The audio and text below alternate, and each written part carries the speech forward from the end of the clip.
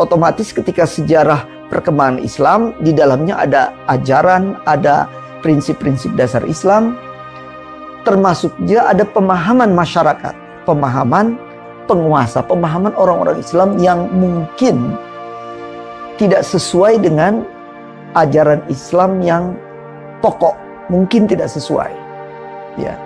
Karena nanti di perkembangan selanjutnya itu ada aliran-aliran yang dianggap menyimpang, gitu ya.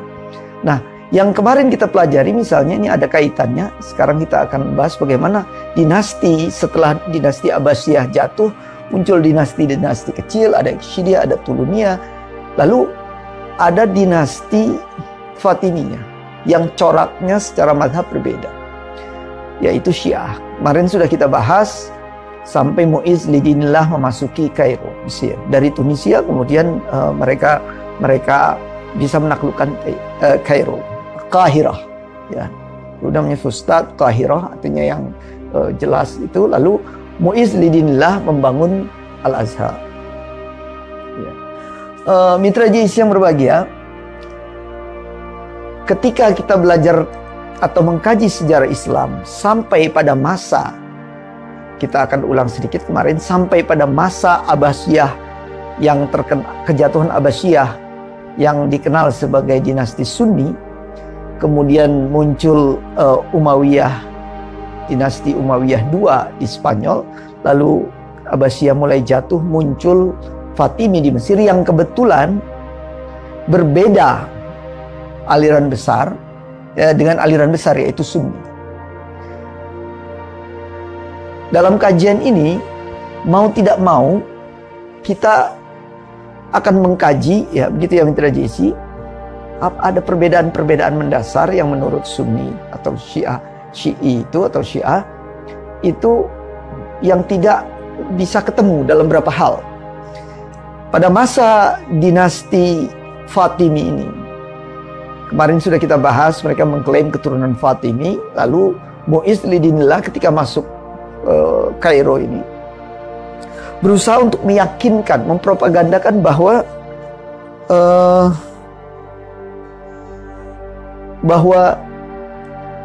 Syiah itu, bahwa mazhab Syiah yang dipropagandakan oleh Mu'izz adalah betul-betul mazhab yang berasal dari Fatimi, keturunan Rasulullah SAW.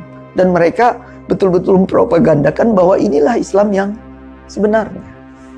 Berbeda dengan Sunni. Kajian-kajian seperti ini, ketika sampai pada dinasti-dinasti yang berbeda coraknya, suka atau tidak suka, sebagai orang yang belajar, itu kita akan menemukan beberapa perbedaan nanti. Oleh karena itu, kajian ini nanti kita bisa melihat menjadi timbangan mengapa sampai saat ini antara Sunni dengan Syiah itu dalam beberapa perbedaan agak sulit untuk menyatu karena ada perbedaan mendasar. Kemarin kita sudah jelaskan mitra JC bahwa Syiah itu dari Ismaili tapi kemudian berkembang yang di Mesir ini. Mu'izz lidinillah adalah Syiah Imamiyah yang percaya pada 12 imam, bahwa 12 imam ini adalah imam-imam yang berhak dan paling punya otoritasi untuk, atau paling berhak untuk menjadi penerus dari Rasulullah SAW. Nah, ini yang membedakan dengan Sunni. Pada masa Al-Qaim, setelah Tahir, kemudian sebelum Mu'izz lidinillah, kemarin kita bahas Al-Qaim. Al-Qaim sudah menaklukkan Genoa, kemudian Al-Mansur, baru kemudian Al-Mu'izz. Mu'izz ini berusaha untuk, Mu'izz lidinillah dikenalnya, untuk menyebarkan paham Syiah itu ke Palestina, Syria, dan juga Hijaz. Mengapa? Karena menurut mereka memang persaingan gitu ya, persaingan untuk mempropagandakan atau bilang inilah yang paling benar itu terjadi sejak dulu. Mengapa terjadi? Karena memang perbedaannya besar dengan Sunni. Karena bagi Syiah saat itu, ya siapa yang tidak percaya pada imam yang mereka tetapkan, yang berasal dari keturunan Rasul, Islamnya tidak tepat, begitu ya Mitra JC. Tidak tepat seperti yang mereka inginkan. Bukan Islam yang benar, yang betul-betul Islam yang di bawah Rasul. Oleh karena itu perbedaan-perbedaan ini kemudian terus sampai saat ini. Nah, namun Mitra JC, perbedaan teologis itu pada saat ini kita tidak akan membahas dengan detail perbedaan teologis, karena itu ada kajian lebih dalam lagi. Yang akan kita bahas, memberikan gambaran adalah fakta bahwa pada saat dinasti Fatimi berkembang, memang terjadi perkembangan yang cukup bagus di Mesir. Dalam konteks perkembangan itu, perguruan tinggi, ilmu pengetahuan berkembang. Ya. Al-Aziz misalnya setelah Mu'izzuddin meninggal itu menguatkan militer. Jadi ada satu pola dalam tradisi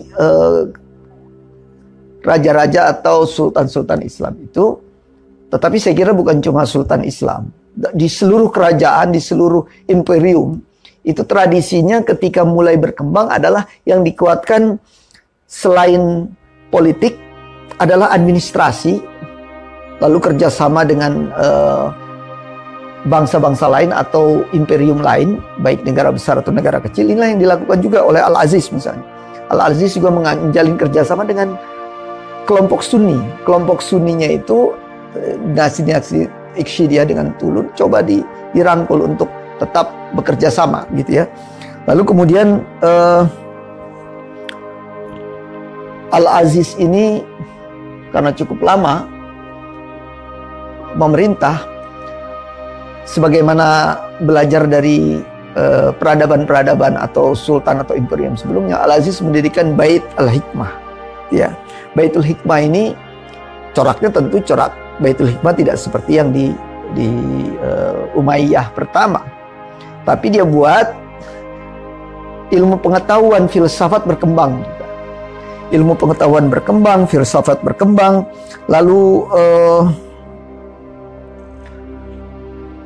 kota-kota Mesir, ya, kota-kota itu menjadi bagian penting wilayah yang menarik orang untuk datang. Untuk datang karena apa? Karena toleransi yang tinggi. Toleransi yang tinggi, kemudian ilmu pengetahuan berkembang, ditambah lagi Universitas Al-Azhar yang bercorak Syiah ini dengan gencar mempropagandakan atau mengajarkan paham-paham Syiah. Maka pada saat itu berkembang kemajuan mazhab Syiah di Mesir, sekaligus juga berkembang peradaban Islam namun bercorak Syiah. Disebut bercorak Syiah karena satu sistem pemerintahannya tentunya berbeda dengan Sunni. Sistem pemerintahannya walaupun sultan, namun konsep kekhilafah, konsep imamah itu menjadi ciri khas yang sangat kuat ya pada dinasti ini.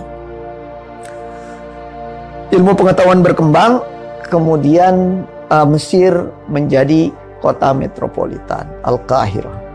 Mitra JC, kita belum membahas kejatuhannya. Tapi ada hal yang menarik ketika kita membaca peradaban atau kita belajar sejarah peradaban dari tiap dinasti. Ya,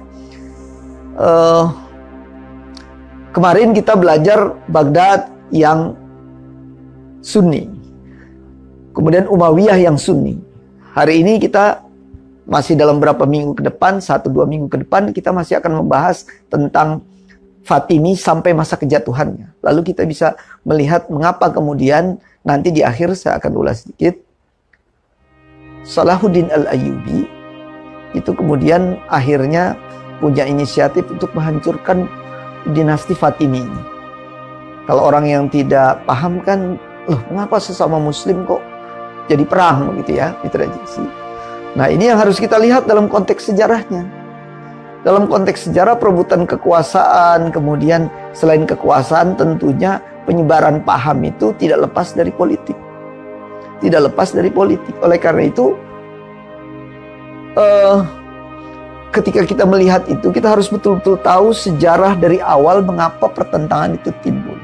Pertentangan timbul apakah murni karena politik saja atau memang bagian dari pertentangan yang tidak bisa dihindarkan, bagian dari penyebaran mazhab gitu. Penyebaran mazhab. Karena fakta yang ada dalam perjalanan sejarah adalah mayoritas Sunni di dunia Islam. Ya, Sunni nanti ada lagi cabang-cabang yang banyak sekali, tapi secara teologis Sunni mayoritas dan ada mazhab Syiah. Syiah yang minoritas. Kenapa dua ini tidak bisa bertemu? Kita tidak bisa hanya melihat sama, kemudian masing-masing sendiri-sendiri, kemudian sama saja yang Islam. Tidak bisa seperti itu. Tapi kita harus pelajari dengan mendalam. Mengapa mazhab-mazhab ini tidak bisa ketemu dan mengapa kita memilih salah satunya? Ya, kalau dalam konteks di Indonesia kita milih Sunni atau Ahlussunnah wal Jamaah. Tetapi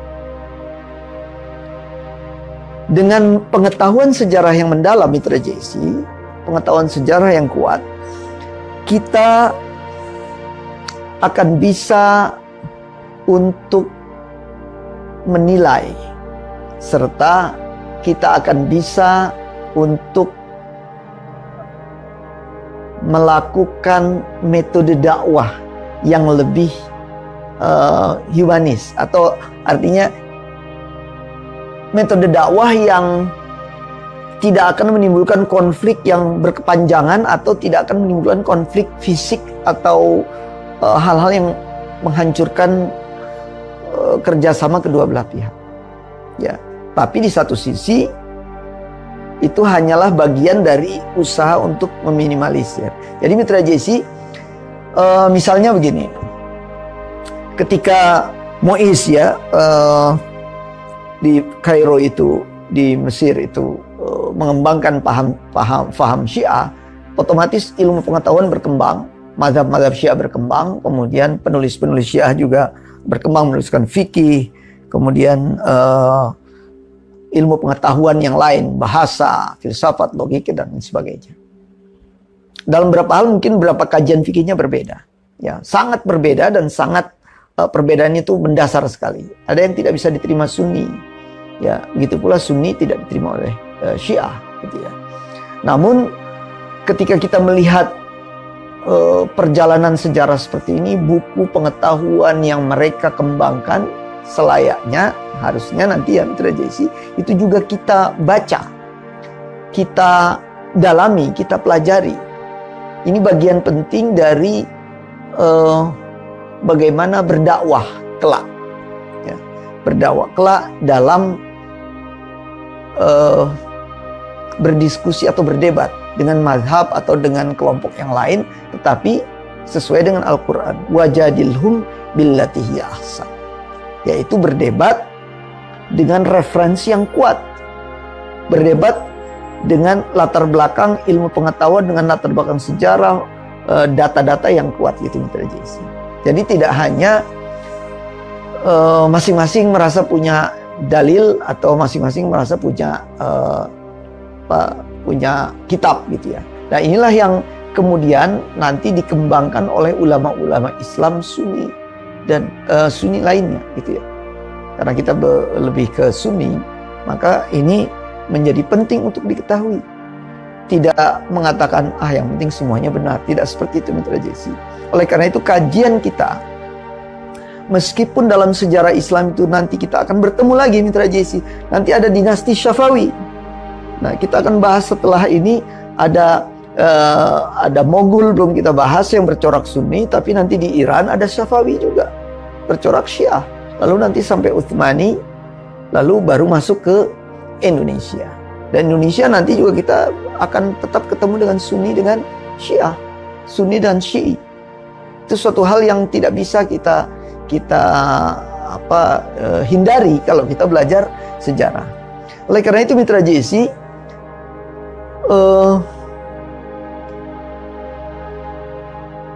keinginan kita untuk terus mengkaji itu harusnya dijaga supaya supaya tetap kuat, sehingga hari ini misalnya kita belum begitu mendalam, besok kita lebih dalami lagi, dan dari kajian yang berulang-ulang itu kita akan bisa meneguhkan keyakinan kita, keimanan kita. Karena ketika kita mengkaji sejarah Islam atau mengkaji Islam, ikut pengajian atau apapun untuk kasus di Indonesia atau dakwah Islam ini, itu harus menguatkan keyakinan, keimanan, termasuk keyakinan untuk memilih mazhab. Karena kalau nanti kita tidak yakin lagi dengan Sunni, ada yang saya yakinnya Syiah atau apa, itu juga bermasalah nantinya. Ya, oleh karena itu mengkaji peradaban Islam itu sebenarnya dasar untuk mengetahui kenapa klaim bahwa saya lebih dekat, saya lebih dekat kepada Rasulullah karena turunan Rasulullah, itu kita tahunya dari sejarah, Mitra JC. Dari sejarah kita tahu pergolakan pemikirannya, kemudian berkembangnya, dan itu yang kita pelajari, lalu kita banding-bandingkan nanti. Kita banding-bandingkan, kita lihat mana yang lebih menguatkan keyakinan kita. Kalau belum, keyakinan kita masih melihat agak bingung, itu yang diharapkan untuk tetap Mitra JC tetap terdorong untuk melakukan kajian lebih mendalam atau tetap ikut kajian terus-menerus. Kalau ada kebingungan sesaat dalam belajar itu wajar. Oleh karena itu Mitra JC, sekali lagi, memang kajian sejarah itu mau tidak mau, suka tidak suka, kita akan sampai pada masa-masa kerajaan yang kita bahas itu ada pertentangan-pertentangan. Ada perang. Kemudian ada perbedaan mazhab yang tajam. Gitu ya. Ada perbedaan mazhab yang tidak bisa ketemu. Tapi itu harus kita pelajari, Mitra JC. Harus kita pelajari sehingga ke depan kita bisa menyikapi perbedaan mazhab itu dengan ilmu pengetahuan, gitu ya. Tidak hanya dengan arif bijaksana, tetapi juga dengan ilmu pengetahuan, Mitra JC. Mengapa dengan ilmu pengetahuan? Karena kalau dengan ilmu pengetahuan saja, kalau arif bijaksana kan kesannya, Mitra JC, ya sudah, yang penting baik, damai, tenang, tidak saling menuduh, tidak saling mengecam, tidak saling mencaci. Itu kalimat-kalimat seperti itu kesannya sangat bijaksana. Tapi tidak cukup, karena dalam kajian, dalam ilmu pengetahuan itu, perdebatan itu biasa, asalkan dasar pengetahuan itu kuat. Dan dasar itu kita dapatkan dari pengetahuan sejarah. Lalu dari sejarah itu kita nanti akan melihat buku-bukunya, referensi, mengapa satu kelompok dianggap tidak tepat oleh kelompok yang lain. Dan ini yang nanti kita bisa ambil sebagai pelajaran penting bagi hubungan umat Islam di Indonesia. Gitu, Mitra JC. Oleh karena itu, sekali lagi saya ingin ringkas, ketika masa Mu'izz Lidinillah kemudian Al-Aziz ini memang terkenal tolerannya. Toleran, bahkan agak liberal itu Aziz. Liberal. Kemudian pengetahuan filsafat dan macam-macam perkembangan struktur pemerintahan juga maju dan bagus. Ya. Sama pada puncak kejayaan. Pada puncak kejayaannya, ini menarik orang untuk datang. Dinasti Fatimi bertahan nanti kurang lebih selama 200 tahun. Ya, 200 tahun. Kita bisa melihat itu. Jangan sampai nanti orang mengkaji sejarah emang bisa jadi bingung karena melihat banyaknya dinasti maju, muncul, berperang, bertikai begitu ya. Itu dalam sejarah mau tidak mau itu yang akan kita temukan. Tetapi supaya kajian kita tidak menjadi kebingungan orang atau orang yang mengkajinya tidak bingung, maka harus terus dilihat dengan tenang, lalu terus dilihat akar permasalahannya. Terakhir, Mitra JC, terkait dengan kita di Indonesia, kita berharap kajian-kajian sejarah peradaban ini yang nanti di dalamnya kita melihat dasar dari berkembangnya satu mazhab dan perbedaan-perbedaan pergolakan atau pertentangan sampai kekacauan antar mazhab itu kenapa kok ribut, itu dalam sejarah kita bisa melihat nanti dasar-dasarnya apa. Sehingga bagi kita kaum atau umat yang mempelajari setelah mereka tiada itu berguna bagi kita, berguna untuk menetapkan keyakinan kita, lalu menambah pengetahuan serta mengokohkan posisi kita dengan berdasarkan ilmu pengetahuan. Tidak hanya berdasarkan kata guru atau kata ustadz, tetapi kita bisa kaji lebih mendalam. Mitra JIC yang berbahagia, ke depan kita akan membahas masa-masa kejayaan, akhir kejayaannya yang kemudian keruntuhan, ya keruntuhannya karena adanya pertentangan juga di dunia Islam dan dunia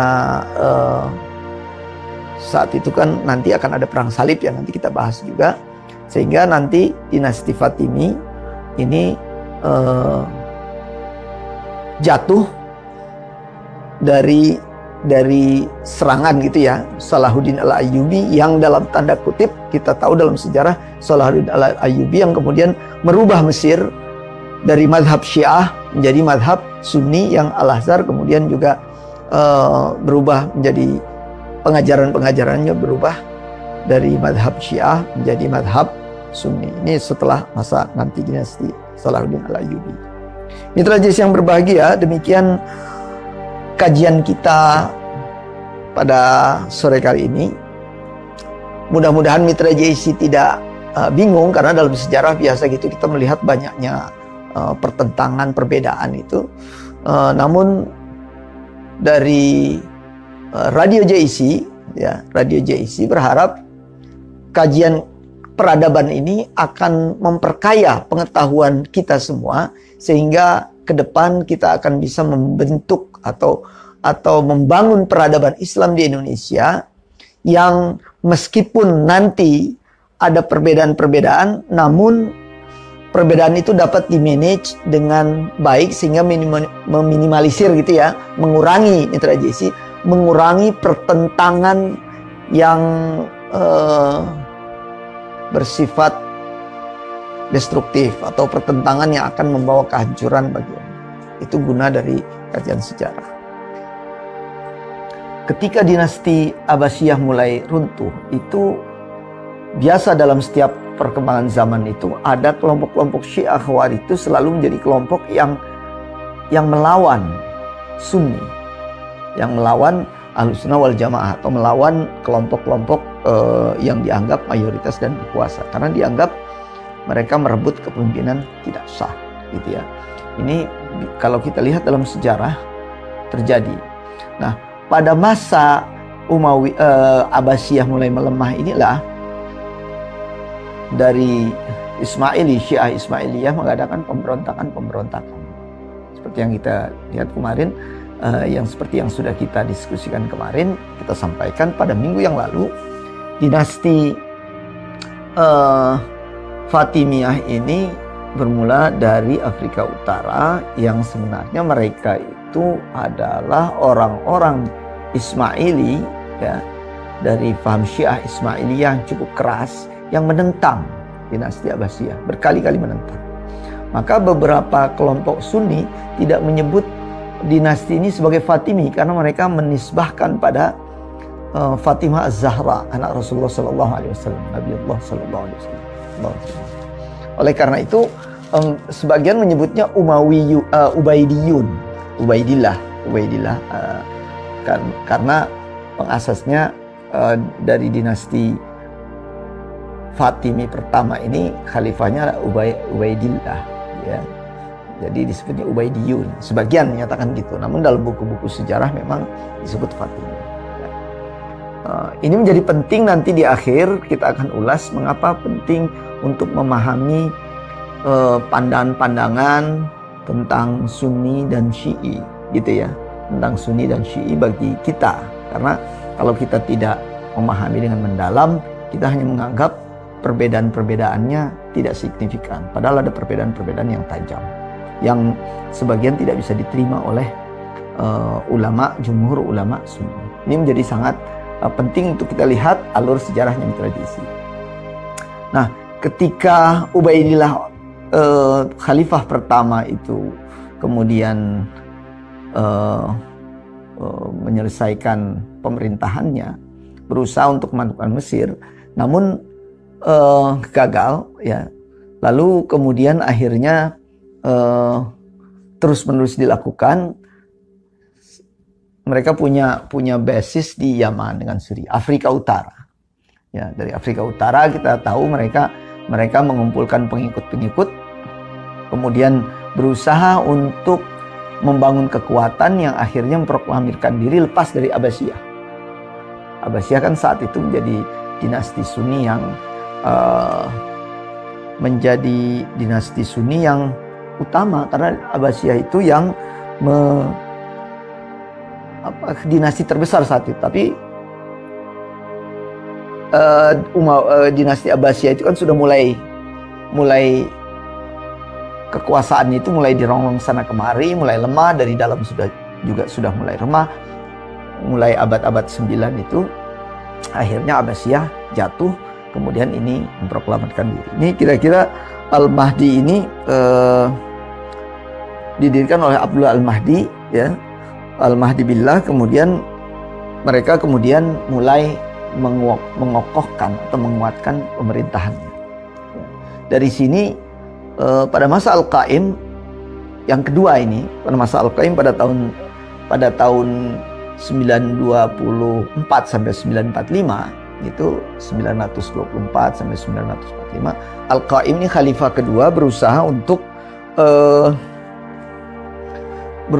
memasuki Mesir juga ya, Fatimiyah. Artinya mereka memproklamirkan dinasti Fatimiyah, tetapi saat itu home base-nya adalah di Afrika Utara dengan Yaman.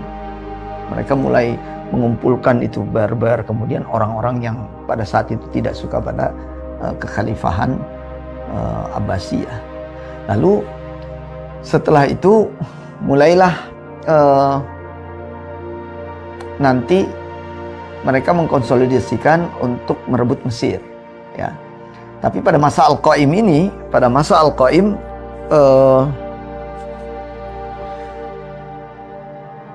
mereka berusaha untuk menguatkan pasukannya, kemudian berusaha merebut Mesir.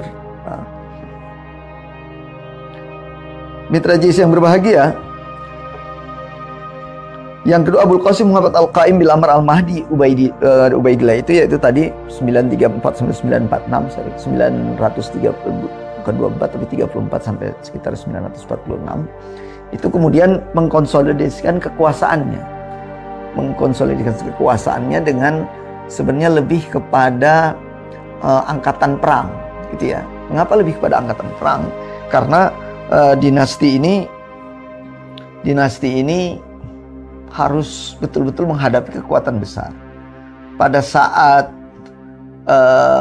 berusaha merebut Mesir gagal lagi, itu karena memang Umayyah dari dinasti Sunni pada masa Abdurrahman III itu juga ikut campur untuk membantu kaum Sunni di Mesir saat itu, membantu kaum Sunni. Nah, oleh karena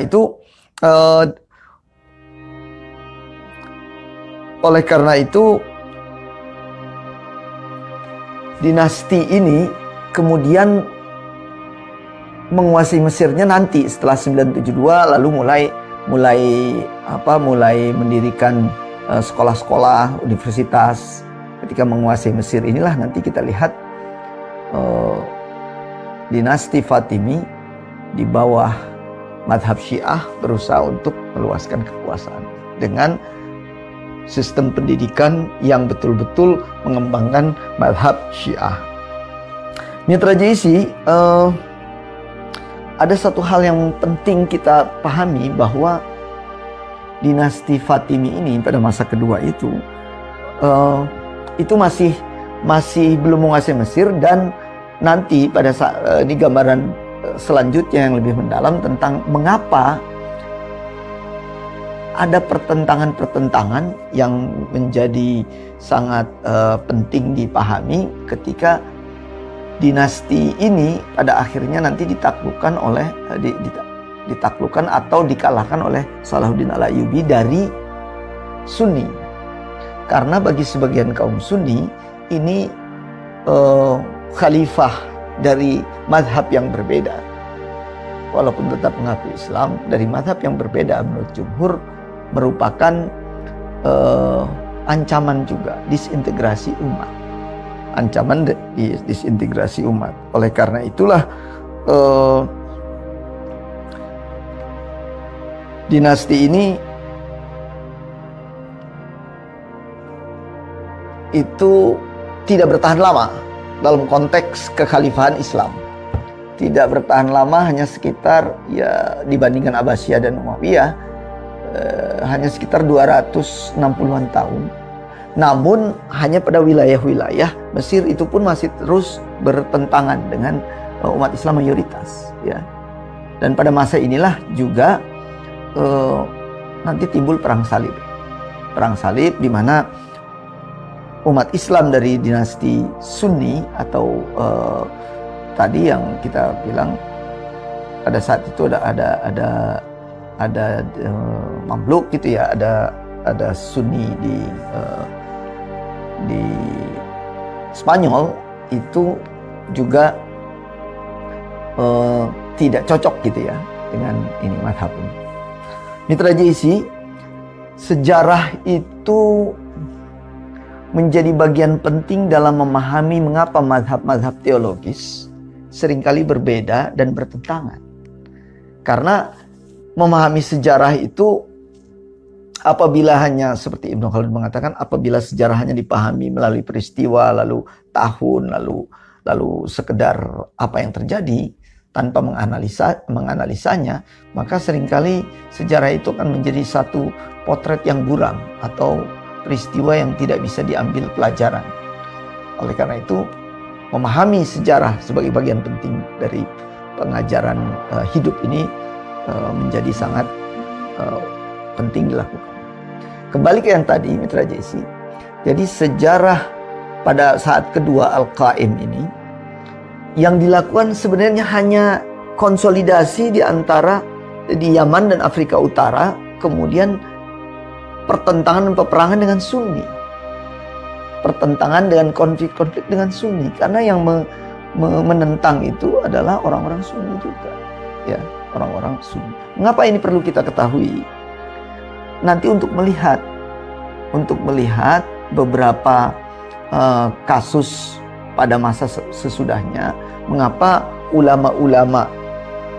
jumhurul ulama itu berbeda pandangan tentang eksistensi mazhab yang berbeda dengan mazhab Sunni. Sebagian ada dengan keras menyatakan menyimpang, sebagian mengatakan masih tetap dalam koridor Islam, namun banyak penyimpangan-penyimpangan yang utama yang dilakukan, yang itu tidak bisa diterima oleh mayoritas Sunni, ulama Sunni, ya, atau Ahlus Sunnah wal Jamaah. Itulah mengapa masa kedua ini, pada kekhalifahan kedua ini, Al-Qaim memang berusaha untuk meluaskan wilayahnya ke, tidak hanya kalau ke Yaman dengan Afrika Utara, daerah itu awal itu memang basisnya, tetapi tidak bisa langsung memasuki Mesir. Nanti kita lihat pada periode yang ketiga, masuki Mesir baru bisa pada tahun 972. Pada tahun bukan 972, ya. Mitra JC yang berbahagia, apa kemudian urgensi atau signifikansi atau pentingnya kita memahami ini bagi kasus kita di Indonesia? Karena kita tahu bahwa setelah kita mulai agak lompat sedikit, ketika kita mempelajari sejarah secara historis gitu, karena kita di Indonesia, kita harus juga mencoba mengaitkan dengan kondisi kita. Mengapa di Indonesia kemudian pada saat ini, kita sekarang ini penting untuk tahu itu, kebetulan kita mempelajari itu, harus kita kaitkan dengan kondisi sekarang. Di Indonesia sebenarnya kondisinya itu tidak jauh berbeda dengan seperti yang terjadi pengulangan sejarah. Di awal-awal masuknya Islam di Indonesia, pada masa kerajaan Perlak, bukan pada masa kerajaan pada kerajaan Samudra Pasai, karena Perlak dianggap yang pertama. Itu ada pandangan-pandangan yang masuk Islam pertama, Syiah, tapi juga ada pertentangan dengan Sunni.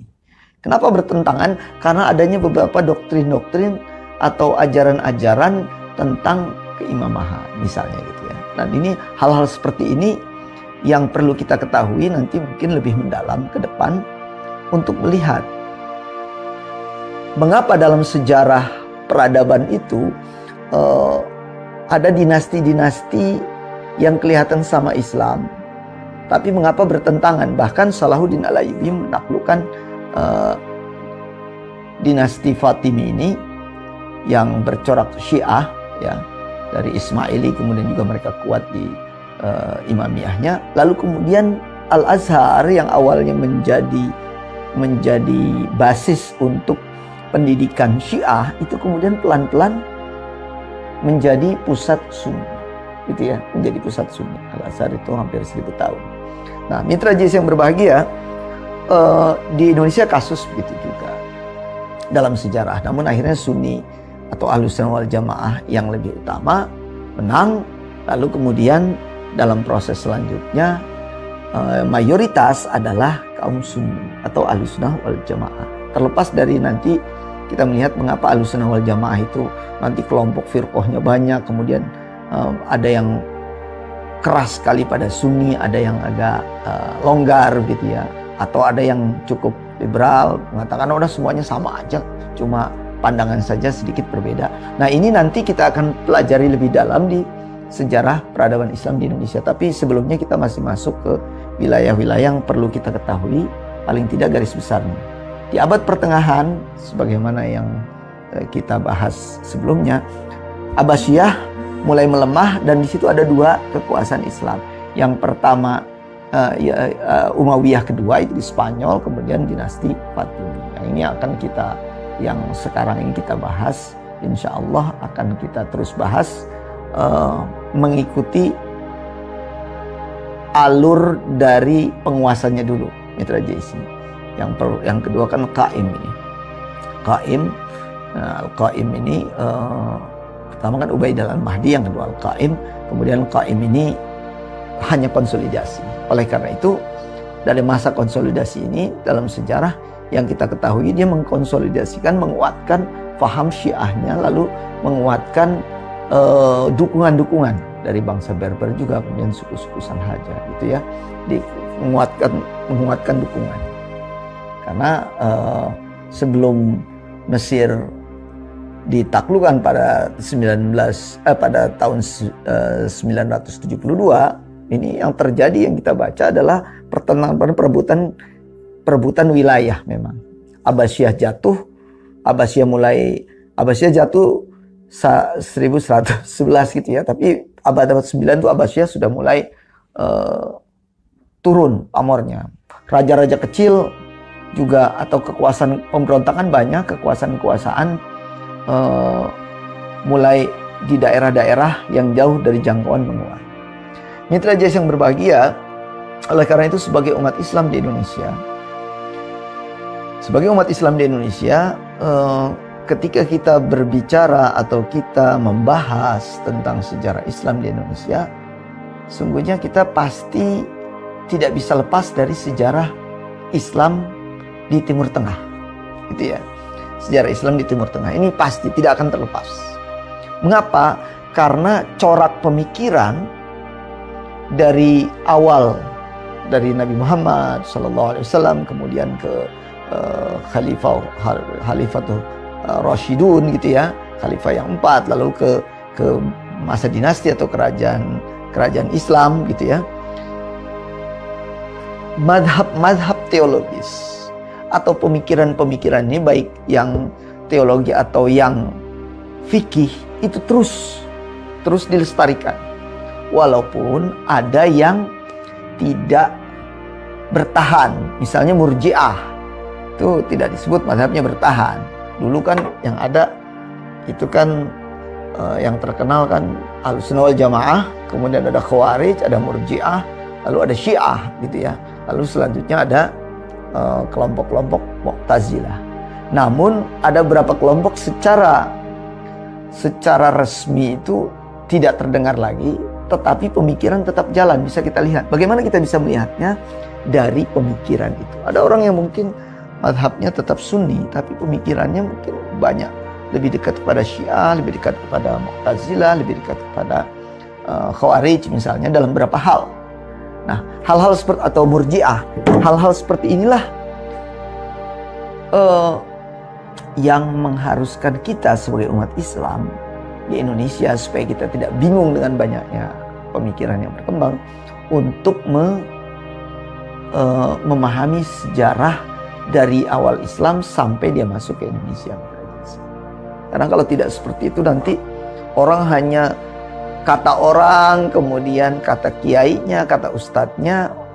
Kalau orang biasa nggak apa-apa, tapi kalau orang yang sudah tahu mendalam pendidikan Islam, lalu membaca, dia harus merujuk pada buku-buku yang berkaitan. Selain juga mengikuti kajian-kajian gitu. Ini menjadi sangat bagi kita umat Islam di Indonesia dalam kaitannya dengan kebinekaan jadi juga sangat penting. Kenapa? Karena di satu sisi kita harus tetap toleran pada orang-orang kawan-kawan kita yang berbeda, namun di satu sisi kita harus tetap mempertahankan keyakinan teologis yang tidak boleh disamaratakan. Karena kalau disamaratakan nanti kita tahu bahwa di dalamnya ada hal-hal yang sangat prinsipil, fundamental, itu berbeda. Inilah mengapa, kembali ke dinasti Fatimiyah tadi, mengapa setelah 250-an tahun kira-kira itu Salahuddin Al-Ayyubi dari Sunni itu memilih untuk menyelesaikan masalah-masalah dan merebut Mesir dulu nih dari dinasti Fatimiyah yang bermadhab Syiah ya, selain menghadapi perang salib gitu ya, selain menghadapi tantangan-tantangan dari perang salib. Tapi ini dianggap penting juga karena kalau ini tidak diselesaikan bisa merongrong di bawah umat dalam kaitan dengan hal ini, maksudnya adalah umat Islam yang jumhur. Mitra Jis yang berbahagia,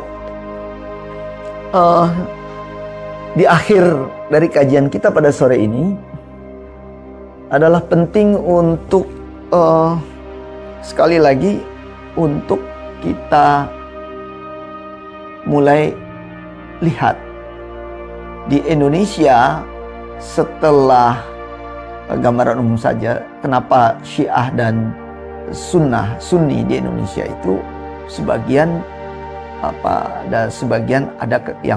ada ketegangan-ketegangan, ada hubungan-hubungan yang tidak harmonis gitu ya. Ini karena memang dari proses sejarahnya, dan kita lihat walaupun secara politis itu juga ada unsur politisnya, namun sesungguhnya tidak hanya politis, tetapi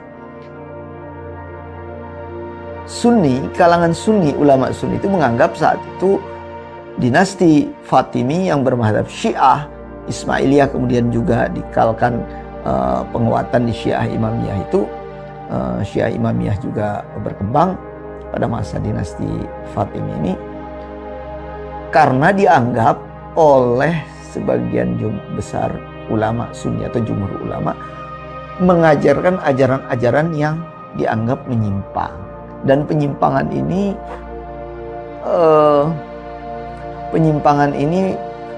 menjadi sangat fatal bagi sebagian ulama Sunni karena terkait dengan akidah. Misalnya akidah yang menyatakan bagi ulama Sunni Nabi Muhammad itu adalah insan al-kamil, yang paling utama. Tidak ada manusia yang lebih utama dari Nabi Muhammad.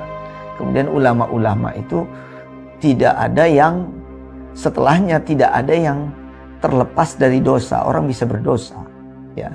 Tetapi ketika dinasti Fatimi mengajarkan madhab yang berbeda, yang diajarkan adalah bahwa pandangan-pandangan teologis Syiah yang berbeda dengan Sunni. Itulah mengapa kita melihat dalam sejarah Islam pertentangan tetap ada. Namun kemudian para sejarawan Islam untuk mengambil jalan tengahnya tetap menganggap bahwa dinasti-dinasti Syiah yang bertentangan, bahkan yang diametral sekalipun bertentangan jauh dengan Sunni, itu masuk dalam koridor sejarah Islam, gitu ya. Maka dalam sejarah Islam, tradisi dalam kajian sejarah Islam, kita tetap saja nanti akan membahas sejarah dinasti Fatimiyah, ya, Daulah Fatimiyah, yang kita tahu daulah itu adalah daulah Islam yang bermadhab Syiah. Yang bermadhab Syiah ini yang pada akhirnya kita lihat ada pertentangan, bahkan peperangan dengan Sunni, ya. Lalu nanti pada kajian-kajian sejarah mau tidak mau kita akan juga berbicara tentang atau membahas tentang dinasti Syafawiyah, Daulah Syafawiyah, dan ini juga sama Syiah juga yang nanti ada pertentangan dengan Sunni, gitu ya. Namun sejarawan secara garis besar saja, karena mereka adalah tetap orang-orang Islam, walaupun dalam beberapa hal itu dianggap banyak penyimpangan yang sampai dianggap mencederai akidah, tapi dalam kajian sejarah akhirnya para pengkaji sejarah ini, mitra JC, kita yang belajar sejarah tetap harus mempelajari itu. Jadi sejarah itu sebenarnya tidak hanya berkaitan erat dengan peristiwa, tapi nanti kajian teologis, kajian keimanan, sehingga orang bisa melihat mengapa kita memilih, atau ulama Indonesia sekarang ini secara mayoritas lebih memilih madhab Ahlus Sunnah wal Jamaah atau Sunni. Karena nanti kalau kita melihat lebih detail, lebih mendalam, perbedaan antara madhab yang ada antara Sunni, Syiah, atau yang sekarang ada, karena Mu'tazilah sudah tidak berkembang, kemudian Murji'ah dengan Khawarij juga tidak, itu mau tidak mau kita akan melihat dari sejarah mengapa sampai nenek moyang kita dulu itu sampai pertentangan itu sampai keras. Itu mengapa?